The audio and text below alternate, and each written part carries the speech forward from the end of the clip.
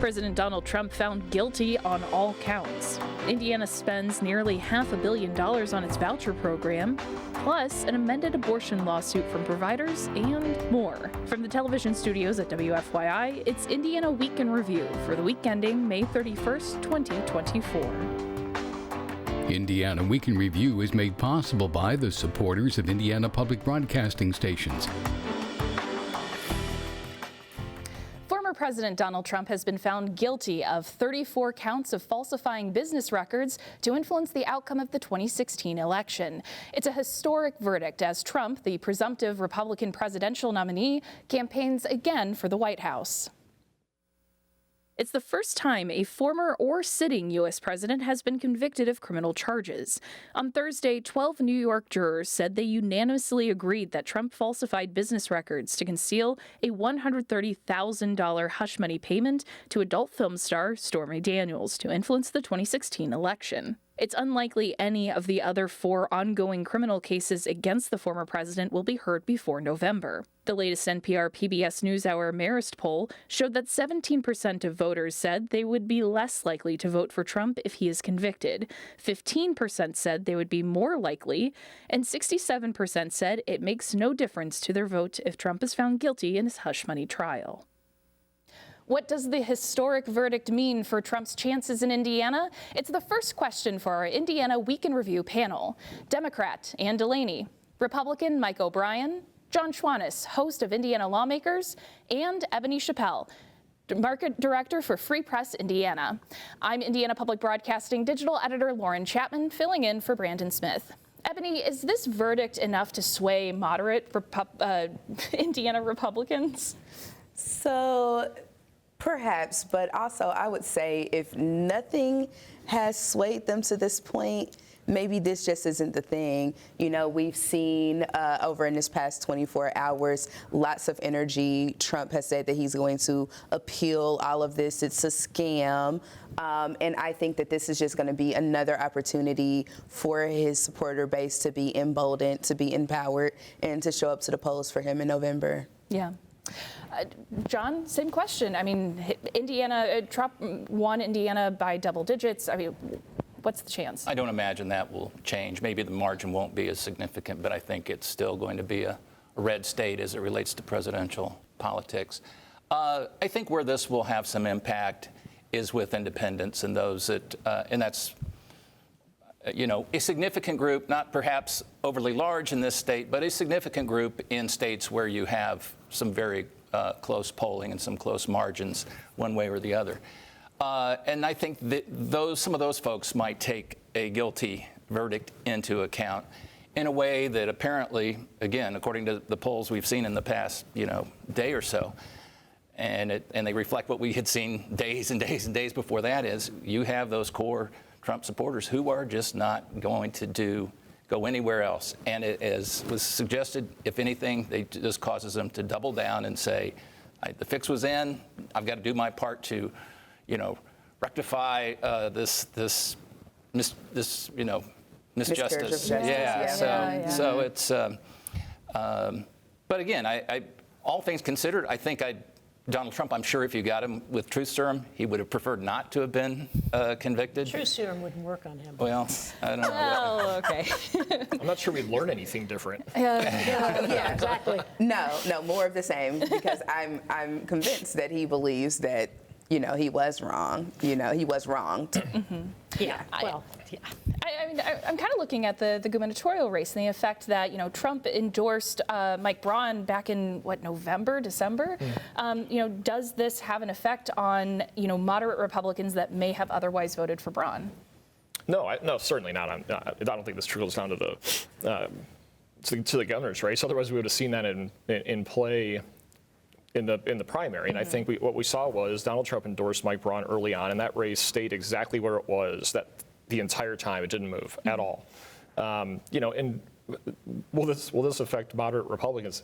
to Ebony's point, if they haven't been affected so far, I think they haven't been. I think they were already swayed. I don't think they're swaying them. I don't think they learned anything new this week with a guilty verdict. This is just kind of who they thought he was, and there's not enough of them to really change the outcome. Otherwise, we'd be congratulating Brad Chambers on his protest candidacy for governor, because that was the whole point of that. It was to try to capture moderate Republicans and send them, the Mitch Daniels direction. Yeah. And there's just not, and that math just doesn't work anymore. That's not where we're at right now. Mike Braun's going to be elected governor.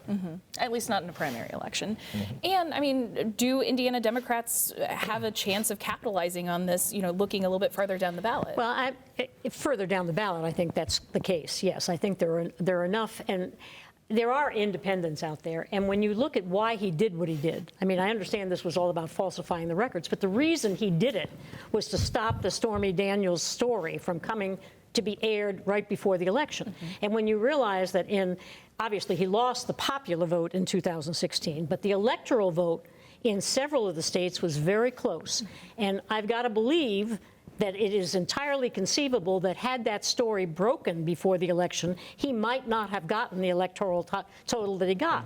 So yeah, well, it he believed that. Otherwise, you don't do any of this. Yeah. You don't falsify. That's right. That's right. There's no payoff. It's just like, go tell your story, go sell tell your book, story. and I'm going to go win. That's right. He believed it. Yeah. And I think it does have an impact to have a conviction, despite the things that the Republicans are saying out there. And Jim Banks ought to be ashamed of himself. The idea that he wants to occupy Richard Lugar's seat, saying what he said about this verdict, they are so disrespectful of the law. It is appalling to me.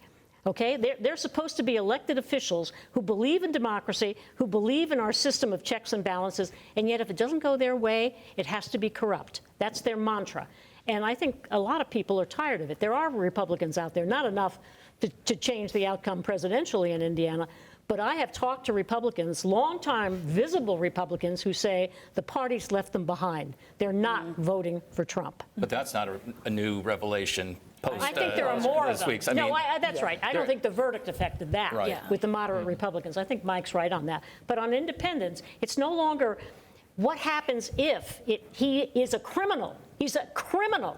Okay? And the jury didn't have any problem finding him guilty of all 34 counts. That says something to people, normal people, not Republican MAGA people. The impact, it seems to me, goes beyond just the outcome of the November election. It will take years, if not decades, to repair the erosion of trust in the system and in the institutions and in the judiciary.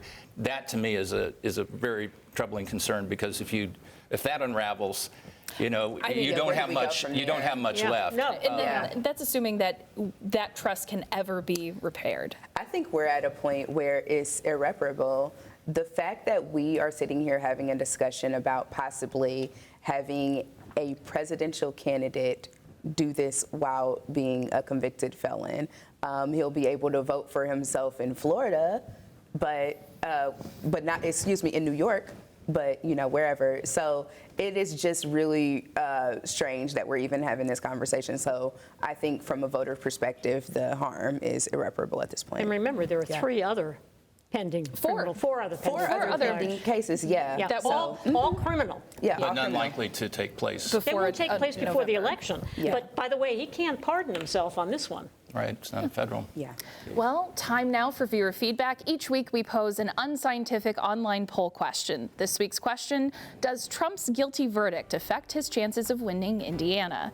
Vote A for yes or B for no. Last week's question: is the state right to change its care policy for medically complex children? 19% of you said yes, 81% said no. If you'd like to take part in the poll, go to WFYI.org/IWIR and look for the poll. A bench trial set to conclude Friday challenges Indiana's near-total abortion ban with an amended lawsuit from abortion providers. The lawsuit challenges the serious health and life exception to the law, as well as the prohibition on abortions beyond hospitals and surgical centers. Arguments in the trial focused largely on what the providers call an unconstitutionally narrow exception to protect the serious health or life of a pregnant person. Medical experts testified that the language of the law legislates medical decisions using non-medical language, and they said doctors may be more likely to delay essential care by waiting until the threat to life is much higher. In court filings, attorneys for the state largely argue these issues have been decided by the Indiana Supreme Court's 2023 decision, which found that the ban did not violate the state's constitution. The High Court left the door open to challenges on the specifics of the law. John Schwantes, it's notable that the judge overseeing this trial is the same judge who ruled on the preliminary injunction that halted the abortion law for nearly a year. Will this amended lawsuit make headway for abortion rights activists? I think there's a possibility, because if you look at what the Indiana Supreme Court ruled in reviewing the 2023 statute that is at the heart of this case, they said that there's nothing wrong with the statute per se. Constitutionally, but they also said there is, and this is, as far as I know, the first time that the courts had said, specifically, there is a protection under Indiana's Constitution for the life and health of women who are in these situations. Now, that didn't spell out the fine points, but it did invite, it seems to me, these types of lawsuits where, and this I'm sure will not be the only one. I'm sure this will be an ongoing issue where we have ongoing litigation to fine-tune, because oftentimes the judiciary and the medical world don't actually mesh very well. The terms, the nomenclature are different, and when you use terms that the judiciary has spelled out, what does that mean in the medical world? It's sometimes a murky proposition at best. Exactly. Yes. So there is a possibility, and the Supreme Court opened the door to that, it seems to me, about what constitutes a serious risk to health, not only, and as we saw in the trial on day 2, not only physical health, but mental health, and which is a significant aspect of this as well. Absolutely. Ebony? Yes, so I'm glad that these type of discussions and things are taking place, because we have to add some clarity when you leave things in a space where it's ambiguous, with a medical provider being forced to now, I have to figure this out, I have to, it just invites even murkier water. So it's interesting to see this continue. I mean, and we're also talking about, by fact, because of this, vague definition, that the only abortion providers, the only hospitals that are providing abortions in the state of Indiana are almost exclusively located in Indianapolis, according to court documents. So even if you do have a legal right to an abortion under Indiana's near total ban, you don't have access to it under, the current landscape. Yeah, which is even more of a reason for us to pay attention to access overall for public health across the state, because many of our rural areas, places outside of the 465 bubble, are left out and underserved. Absolutely. And I mean, does this conversation continuing help or harm Democrats as we look toward the November election? Well, I think I'm hoping that the decision will help women and women's health. Is it an issue for Democrats in this election? You bet your whatever, okay? It is, because Republicans want to restrict it. They don't care what the risks are to women's health. They don't care about accessibility for women. And that was shown in the discussion or in the testimony yesterday. I mean, you have conditions there that can be fatal. They may not be fatal in the first few weeks of pregnancy. But how long do we have to wait? Well, that's the issue. And having Todd Rokita in every one of those hospital rooms making that decision is frightening. So yes, clarity is needed. Constitutionality's been decided, but how the statute applies and what it does needs to be determined by a judge. And a bench trial is the way to do it. It looks like this judge knows what she's doing, and I'm optimistic that there'll be some expansion so that women's health can be a little bit better protected than it is now. Yeah.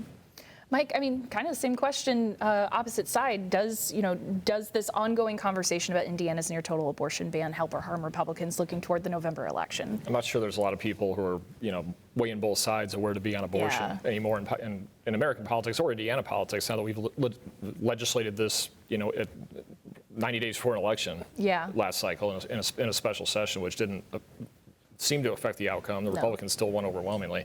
The decision to bring this back to the judge that put the original injunction in place is a Bloomington Democrat No, Actually, it's not. no, It's no, Monroe- she's it's not. Monroe She's not, County, no. but it She's actually, Monroe County Democrat. they No. declined. No. No, they declined She's to not take from the Moon- case. It's actually Republican. it's I a believe. Republican from one of the From other an adjacent counties. county, special judge. Oh, that's right. They did that. I knew that. So I what forgot will it. Rakita say if he loses So I on think- this? Is it going to be another, fixed operation where, No, I think what I think we are is we're going to be forever and all time, like we did for a half a century leading up to for Roe v. Wade being overturned, on the ground floor of now the pro-choice community trying to build that case back, and they're having to do it state by state, jurisdiction by jurisdiction, and the politics will be what the politics are in Indiana. I think what the politics are going to be is it's not going to affect the outcome. Oh, I don't think that's true. I And know the you- reason I know it you didn't, the reason it didn't affect last time was It's because you guys it were wasn't wildly unprepared enforced. for the election. It wasn't enforced when the last election, when the election you're talking about occurred. You know it's It's a going to different have ballgame. some impact,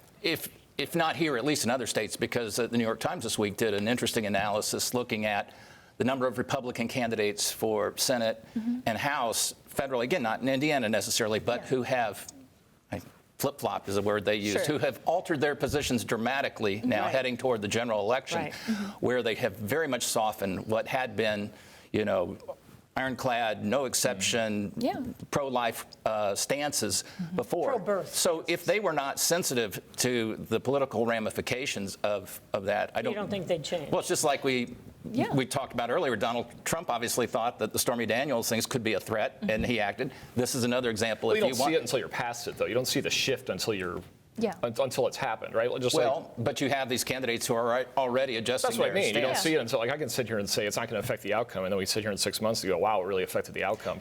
But it hasn't affected the outcome so far in Indiana. And to it be hasn't fair, been we're in years effect in. for the last election. Very true. And also, to be fair, Indiana tends to be about 2 to 3 years behind Behind most the curve, natural. yeah. Natural. Is that national daylight trends. saving time? I thought we changed that. Yeah. I'm still waiting for the money to pour. I didn't know it was an hour, not 3 years. Moving on, the Indiana Department of Education's annual choice report shows Indiana sent nearly $500 million to private schools through the state's voucher program. Almost 70% of students in the program have no record of attending an Indiana public school. The number of students participating in the voucher program grew by about 32% as enrollment in private schools hit a record high. Participation increased across all income brackets, but families making more than $150,000 account for nearly 20% of this school year's total, nearly doubling over last year. In 2023, lawmakers eliminated most requirements for participation and raised the income eligibility to about $220,000 for a family of 4. Mike O'Brien, what does this data say about Indiana's education funding? I think more and more we are for all kids having a choice in where they go to school and where those parents choose to send them. And I know that there's been controversy over the 400%. It seems like every time that income cap gets bumped, you lose more people who are originally for school choice when it was poor kids and poor communities with underperforming schools, failing schools. But there are true believers who believe, no, this should be how we do it for everybody. And I will say, which I've never kind of related, I grew up in the south side of Chicago in a neighborhood that had really bad public schools. They weren't just bad, they were dangerous. And I came from a single income family. My dad was a police officer. My mom didn't work early in my life, so they had to send me to a parochial school that was tuition based, which was not easy. Now, if the state of Illinois had come in with vouchers and paid for that, that would have been life changing for us financially at the time. But we weren't at 400% of federal poverty. We were probably at 200% or 150%. Being a public servant, but that would have made a huge impact on me. And I think that does get lost. We get in these fights over income caps and all this. But what does get lost is that there is a real impact on kids in communities that have failing schools and need options. But I mean, not to tee up Ann to knock it out of the park, but doesn't that also? I mean, we're talking about the amount of money that was taken away from public schools because money follows the student. You're talking about more than $500 million that did not go to public schools. Where 90% of the students are. Yeah, where which also means that those schools that need money in order to pay their teachers, to have staffing for transportation. Doesn't that? Sure. Said another way, $500 million of taxpayer dollars that parents were paying to send kids to public schools, they were also paying to send their kids to a public school or a private school. But they were able to spend that money. All of the students getting the Not money. without hardship. This has been framed as these are rich parents who are now getting a free ride. Yeah, well, they were paying for it, and now the state's paying for it. And that is, what's ironic about this is, when you talk about the Medicaid funding, we're going to take Medicaid money away from kids with disabilities whose parents are trying to care for them, and yet we're going to give it to people who are already financing their children's private education. That is conflating. And that is wildly conflated. The whole thing about this whole program was a fraud from the beginning. It was originally only for low-income students in failing schools, and you had to attend public school, and you had to show that it was failing, and then you got the voucher. It was all about giving to people who can get by without it, okay? It was a fraudulent bipartisan program that was very popular when it started. At the expense of all of the students in normal public education. And what's going to happen with this too? We don't know that this is the ceiling, that the usual tuition, the range of tuition, average range of tuition in private schools is $6,000 to $8,000.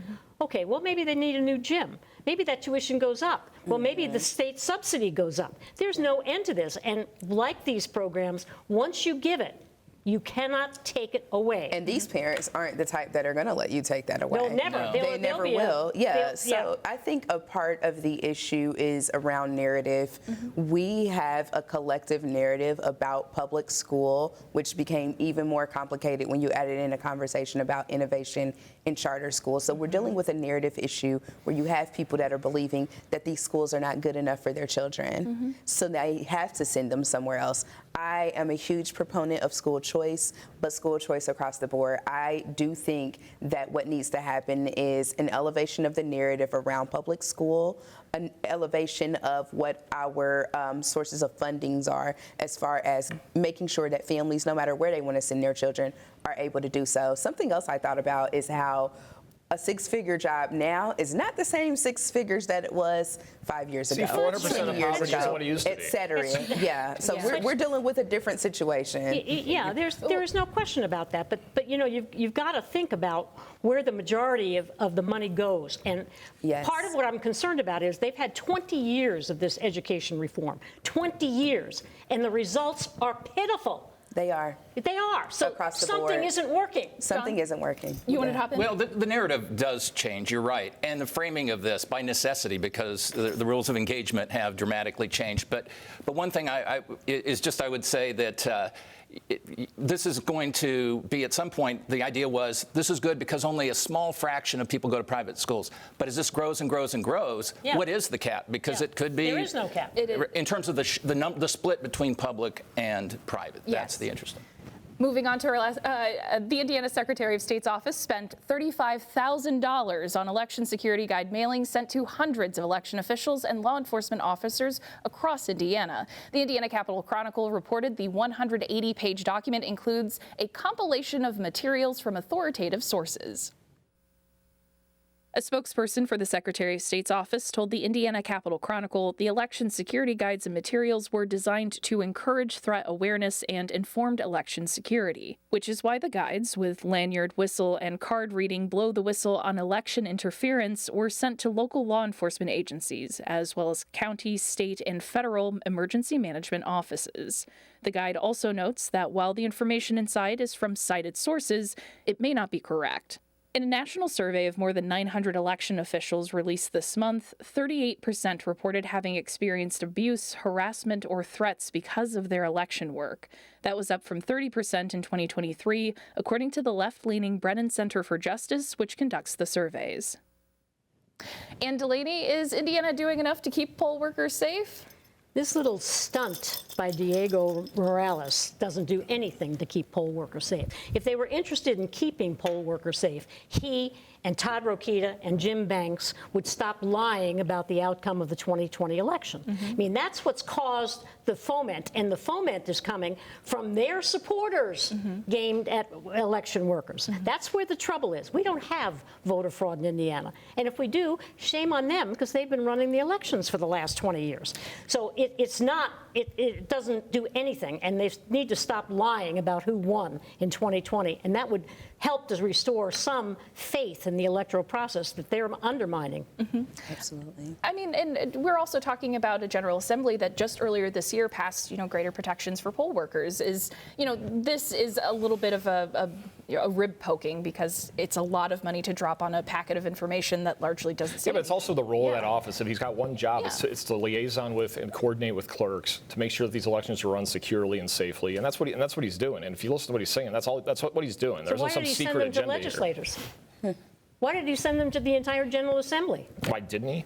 Why did he? Why did he? Yes. Because they just passed this legislation. And they need him to look at the legislation? No, Or maybe they needed the Look, whistle. you talk all day long about how these guys are doing all this stuff left and right, what they shouldn't be doing. They're out of their lane. They're doing this. They're He's doing that. out of his lane. This is exactly what he should be doing. Although that's That's not his right. only job. Secretary of State also regulates securities and I know. I understand that, John. In the context of running said an he election, has this one is thing the he's job that supposed he's to do. doing. Then maybe he ought to restore job. faith in the electoral process. That's what his job is, okay? Rather than criticizing That or seems- saying it's that a seems like a big conspiracy. job. Well, it's a big job, but it is his job. Yeah. The job of the person who is running the election. I don't understand why there is not more of a focus on making sure that voters have access to factual, proven multiple times, factual information. Also, does that say blow the whistle? Oh, Yes. yeah, it Okay, does. so they owe Too Short some money for that. So let's just put that out there. And I wish you could blow the whistle on air. I'd like to blow the whistle on him. And that is Hello. Indiana Week in Review for this week. Our panel is Democrat Ann DeLaney, Republican Mike O'Brien, John Schwantes of Indiana Lawmakers, and Ebony Chappel of Free Press Indiana. You can find Indiana Week in Review's podcast and episodes at WFYI.org/IWIR or on the PBS app. I'm Lauren Chapman of Indiana Public Broadcasting. Join us next time because a lot can happen in an Indiana week.